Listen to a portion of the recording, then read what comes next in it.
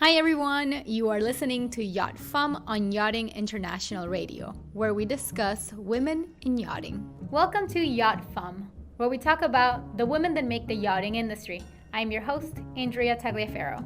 Learn who they are, how they got into yachting, and what they do today.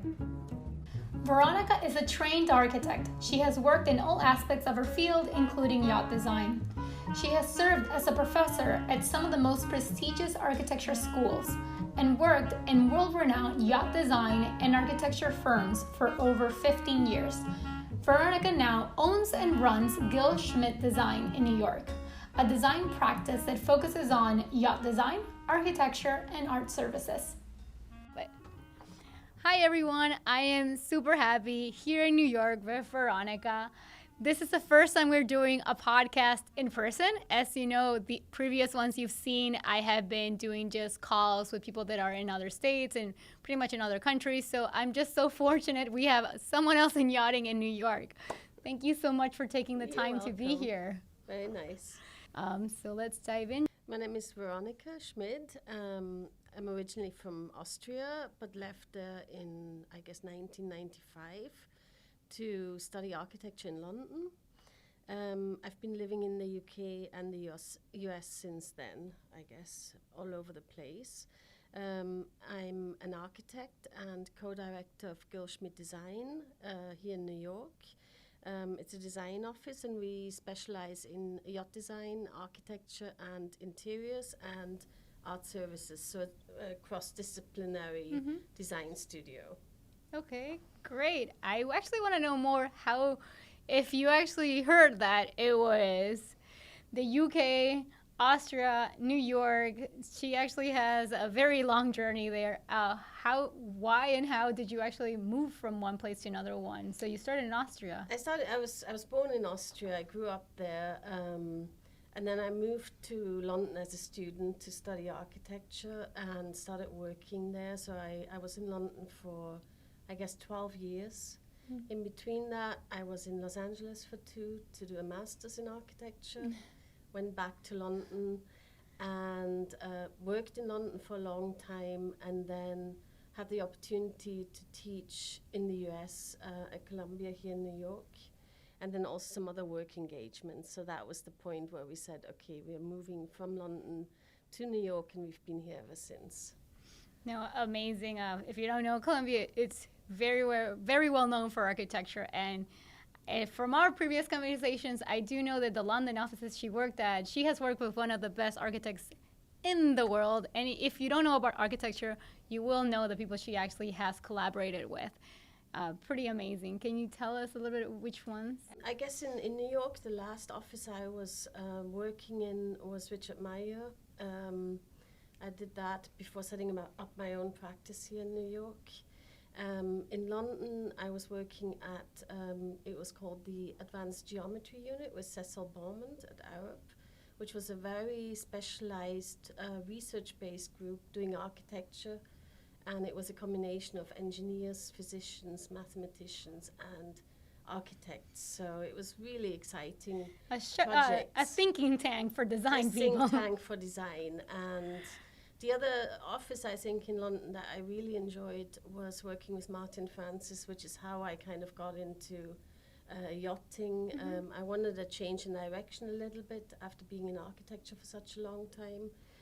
And Martin had just relocated from Antibes to London for some big projects. And I was, I think, the first hire in London and joined the office and was there for quite a long time. When I was at Richard Myers, I did a lot of high-end residential and hospitality projects, large beachfront condos, hotels, villas, and so on. And when we set up our own practice, we obviously wanted to do architecture, but we had always wanted to go back to yacht design. So that's when we actually picked it up again and went back into yacht design within our own practice. That's wonderful.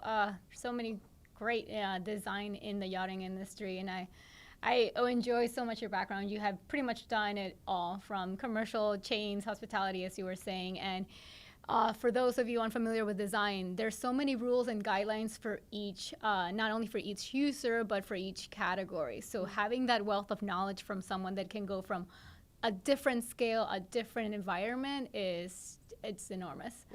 How long since you made the transition now into the yachting sector? I think within our own practice, it's been about 8 years now that we really kind of picked it up again. And that was with this short break from leaving Martin's office and in between being at Richard's. But 8 years, I would say, we've been really focusing on the yachting side.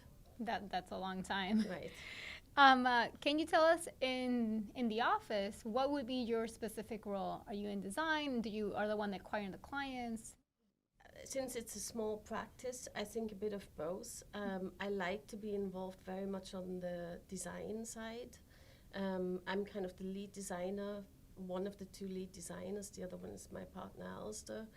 And we kind of oversee pretty much all projects in the office.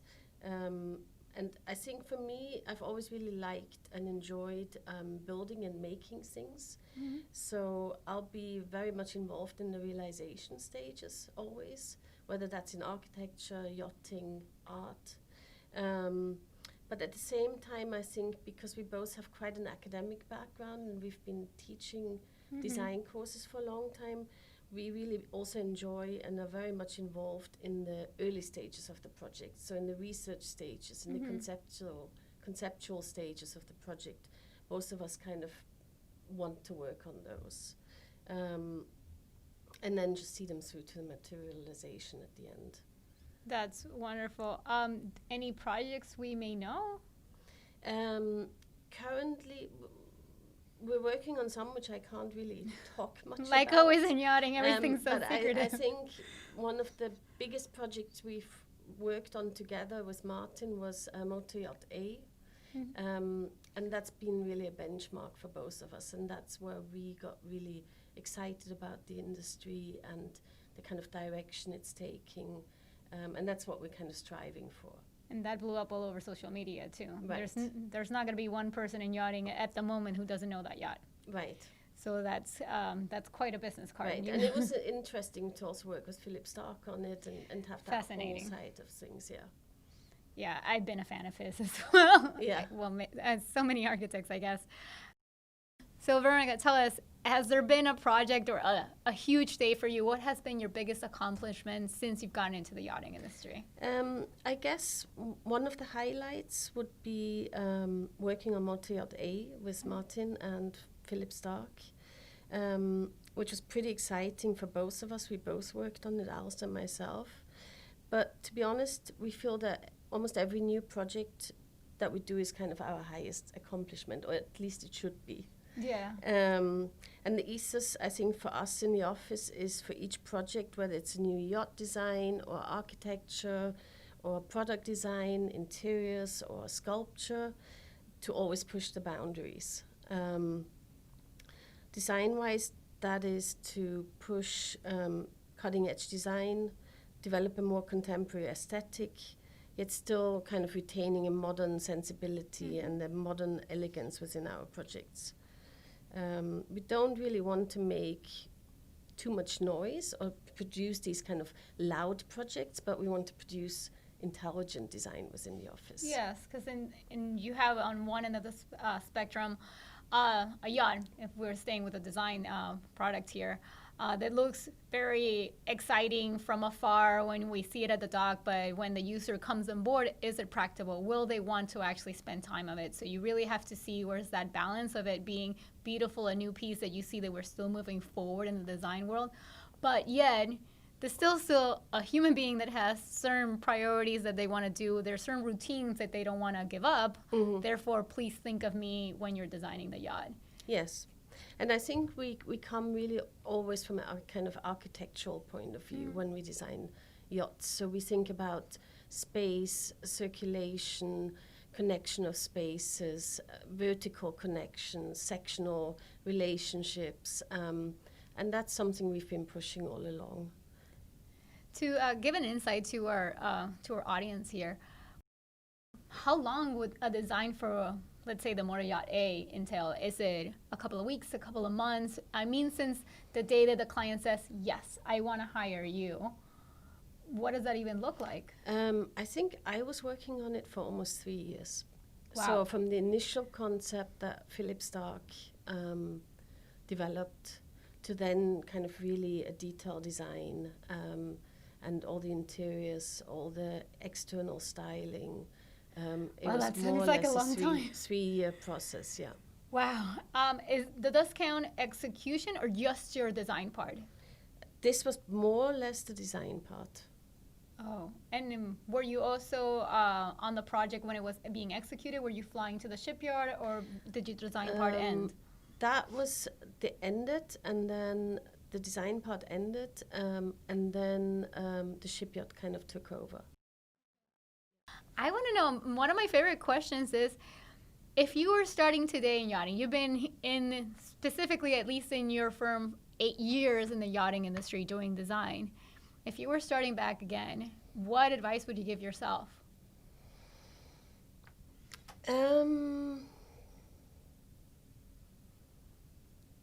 I don't think I would do anything different, to be honest.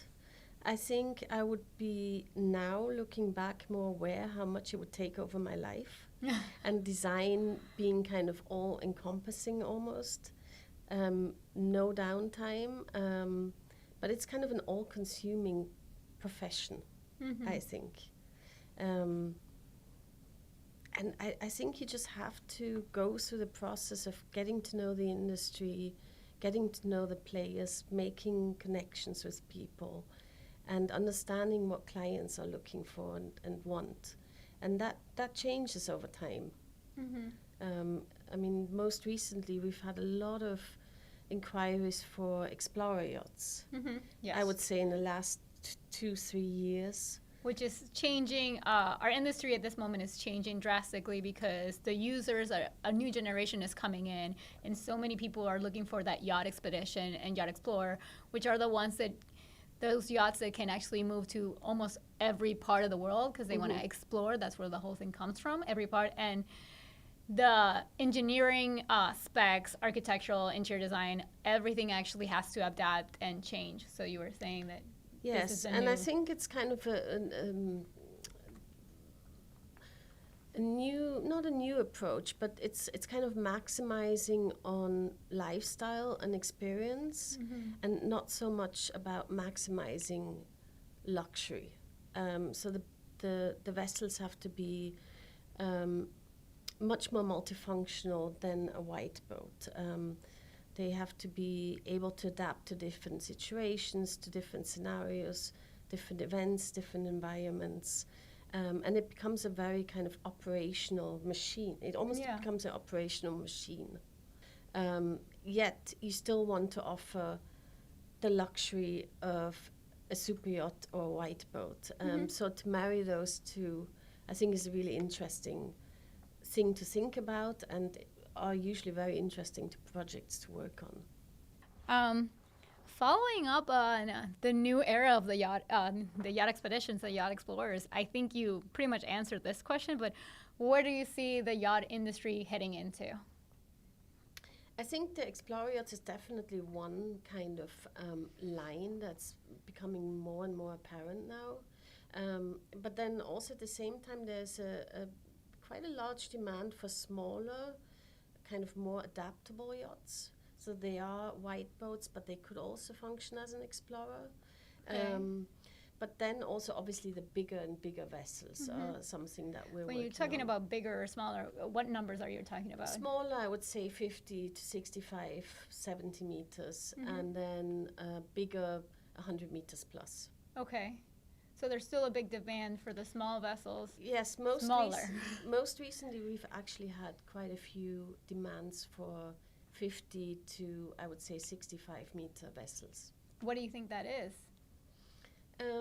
I think some of our clients, it was clients who would charter boats, but now they're ready to, buy their own vessel, and that's a good entrance project, a good entrance kind of yacht, and go private. And then obviously the larger ones is 100 plus meters, so that's...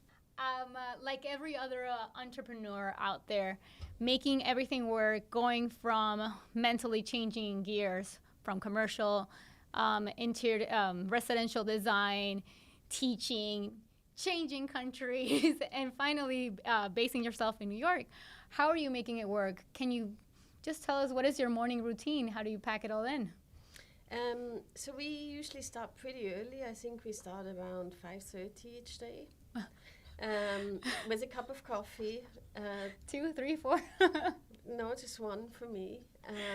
Then I do my emails in the morning, and then try and stay away from email for the rest of the day. Mm-hmm. And then after the emails, it's pretty much full-on work mode all day, until until you can't think anymore. Lunch break, take a walk. Lunch break, exactly.